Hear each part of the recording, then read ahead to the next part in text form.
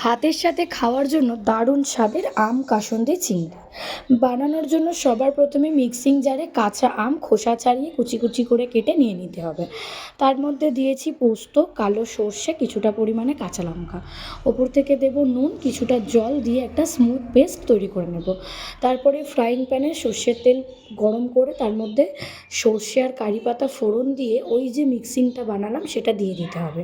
তার মধ্যে অ্যাড করব মিক্সি ধোয়ার জল, ওপর থেকে দেবো একটু হলুদ আর সামান্য নুন, দিয়ে ভালো করে নেড়ে ছেড়ে ভেজে রাখা চিংড়ি মাছগুলো দিয়ে নাড়িয়ে চাড়িয়ে নিতে হবে। কিছুক্ষণ নাড়াচাড়া করার পরে যখন একটা ঘন কনসিস্টেন্সি তৈরি হয়ে যাবে, তারপরে এটাকে নামিয়ে নিতে হবে। নামিয়ে এটাকে গরম গরম সার্ভ করতে হবে গরম গরম ভাতের সাথে।